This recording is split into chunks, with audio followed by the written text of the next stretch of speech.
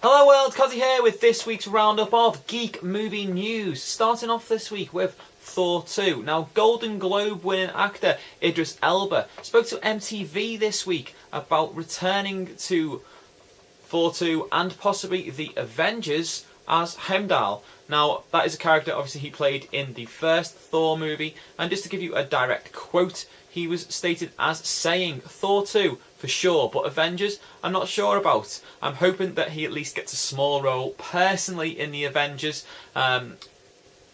although obviously the main role will be in Thor 2, but it would be nice to tie up some of these minor characters from other franchises into what is a major comic book event on the big screen, which the Avengers really is. It's the first time a team-up movie and comic book style continuity building up to it has been done, and I think we should see the scale to which it affects the entire Marvel Cinematic Universe. Saw cinematographer David A. Armstrong is lined up to direct an adaptation of IDW horror comic Crawl to Me. Now, for those of you who maybe don't know much about this comic, it's about a young family who go through a series of very strange and traumatic events that basically are disturbing. It starts to make them think about their lives and the things that happen in them and even their beliefs. Now, it sounds like a very interesting prospect, and come on, the guy worked on the Saw series. He will know how to work horror movies. Hopefully, he can do a good job, and this can be a huge success. ComingSoon.net this week stated that The Lone Ranger was going to start shooting in New Mexico between February and August of this year. Jerry Bruckheimer then came out with an official press release saying that, yeah, this is correct. That's the location, they're the time frames that he's going to be working around. This should be no surprise to anyone. As I've stated, Disney wants this made and made quickly, so not to spend any more money on it, because obviously there was problems with the budget originally. They've been tying up supporting cast members the past couple of weeks, and yet they want to get shooting within the next week or two. No surprise.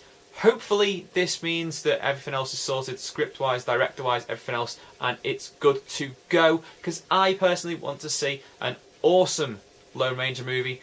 It seems the sequel to The Hunger Games, Catching Fire, is well on its way, even though The Hunger Games won't hit cinemas until March of this year.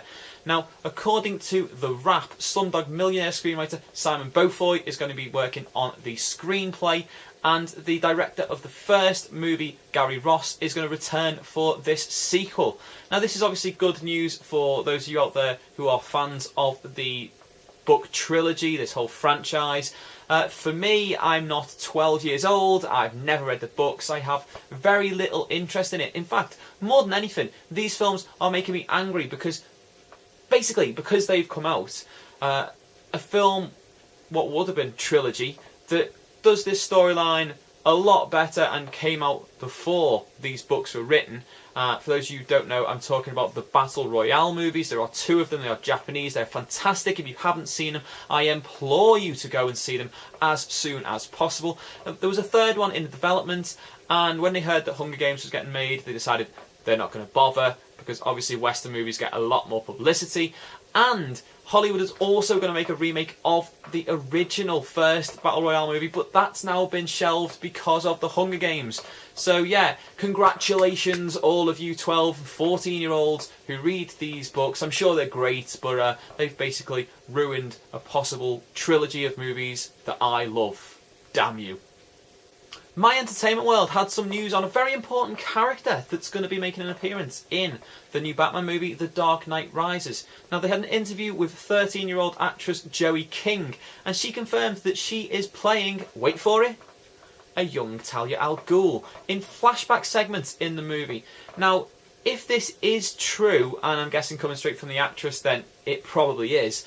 Does that mean we can finally confirm that Talia is playing a major role in the film? She is going to be linked with the League of Shadows, and yeah, we need some confirmation, because everyone wants to see if this is Nolan's final Batman movie, some sort of ending to the trilogy. And we started off with Ra's al Ghul. If we finish with Talia and Bane, it would give a nice symmetry to the whole process. And yeah, that's all I want to see. If you don't know anything about Talia al Ghul, then you should wiki her. She's a very, very interesting and important character in the whole Batman mythos. And if they're going to make more films afterwards, having her in this movie opens up the prospect of, oh, I don't know, down the line, bringing in a certain member of the Wayne family, a young member. Well, you know, Damien. According to Variety, Platinum Studios is joining forces with producer Mark Canton to bring graphic novel Atlantis Rising to the big screen. Now, for those of you who don't know, Canton actually is a board member at Platinum Studios. He's a big Hollywood producer, and he's also the CEO of Atmosphere Entertainment. Now, they helped get Immortals and 300 made. So this guy's got some clout in Hollywood, and it's a very good chance that, unlike Cowboys and Aliens, which was another one of Platinum Studios' graphic novels, this won't take 6 years to get to the big screen, and fingers crossed it even actually closely follows the storyline. Now, just right now, I just want to say to both Marvel Studios and Warner Brothers, who owns the DC Comics line, if this movie about Atlanteans gets made before Aquaman and Namor, it's going to look like you guys are jumping on the bandwagon. So, yeah, make an Aquaman movie. Show how awesome the character is. Don't leave most people with the character that was presented in the cartoon series in like the 60s and 70s. Marvel, Namor. Why has Namor not already been made? I mean, he is very important to both Captain America and the Avengers in the comic book series. We should see him. We should have had a Namor movie already. So get about this. Get it sorted. If you don't, guys, then Atlantis Rising is going to steal your thunder. Rob Liefeld recently talked about seeing some test footage for a Deadpool movie starring Ryan Reynolds, and he was apparently very impressed about it. Most people laugh this off as some sort of joke. Yeah, it's not going to happen. But according to the Geek Files, it might actually be true. They've stated that Marvel are working on this movie. There is a script, and it's a very R-rated script, already finished, and that they want to shoot it this year with Reynolds as the Merc with the mouth. Now, I'm going to plead right now with you guys out there, if it does get made, please go and see it. It will be hilarious. It's the perfect role for Reynolds. He was never a Green Lantern. He was always Deadpool. Secondly, Fox, who are in charge of making this, along with Marvel Studios, can we at least forget the whole fact that Wade Wilson was in that terrible Wolverine movie? If we don't forget it, can we make it a joke? Because, you know, Deadpool's known to break the fourth wall in the comic books and to make jokes about himself. Do that. Just laugh it off because it was awful and you wasted such a fantastic character in a shoddy movie, and he didn't even seem like Deadpool in some of the scenes that he was in. So yeah, Deadpool, hopefully on his way, and fingers crossed, Fox don't ruin it. Growing up, I and a lot of other kids got a glimpse into horror through R.L. Stine's Goosebumps series. Now, there was around 60 books, if I remember rightly, and a fantastic TV series adapting some of those stories that was on Nickelodeon and also on the BBC. Now, it was brilliant. It was well written. It was well shot as well, the TV series, and it did introduce us all to horror. Well, it seems Columbia Pictures wants to do the same for a new generation of teenagers. That's right, they are hoping to adapt Goosebumps into a feature film. According to press release, they're looking at Darren Lemke to actually write the screenplay. Now, he's the screenwriter from Jack the Giant Killer, and there's no news yet on, firstly, who will direct the movie, and secondly, whether or not it will be a single movie or an anthology movie of different stories taken from the Goosebumps series. They have, however, snapped up the rights to at least 50 books, so they've got plenty of scope, and hopefully this can be not just a single maybe anthology movie, but a series of movies, horror movies for teenagers. As I mentioned last week, the CW have picked up an hour-long pilot for a Green Arrow TV series. Now, it was announced this week that they've dropped the green from the title of that, and it's just going to be called Arrow.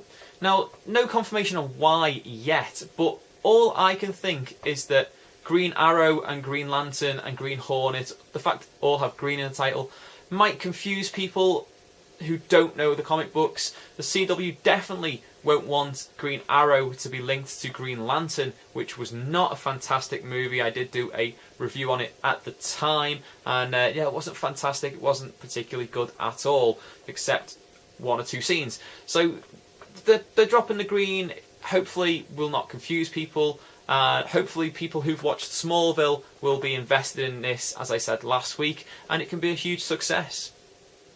Heat Vision reported this week that Warner Brothers has tapped Patrick Sean Smith to pen an adaptation of Jeff Smith's beloved all-ages fantasy comic Bone. Now, according to their report, PJ Hogan of Muriel's Wedding fame is going to be directing, and the Animal Logic Animation House will work on the animation side. If you haven't read Bone, I think you should. Honestly, I really think you should go out and read it. It is a fantastic, intelligent, funny, all-ages fantasy story. Even if it wasn't being made into a movie, I would tell people to go out and read it. It's available in one massive collection for not a particularly high price online, and go and get it, go and read it, because it is a standout genius work when it comes to graphic novels. Okay guys, as always, thanks for watching. If you like this video, down there's a like button, you click on that and you let me know that you liked it. If you want to leave a comment boxes are below. Also, you leave a comment there, let me know what you thought, or maybe something you think I should add for next week's video. If you want to follow me on Facebook, Twitter and now Tumblr, then description box down there, you click that open, there's links to all three, and you can come and follow me, find out what's going on in the world of this channel and the world of me. Also, if you missed last week's Geek Movie News, the link is just there. If you missed the last other random video I did, which was a bit of a road trip with my friend Dan Galvin, the link is just there. Pop out, watch those two. Subscribe, as always, click on this ugly mug to subscribe. Thank you all for watching, and until next time, au revoir.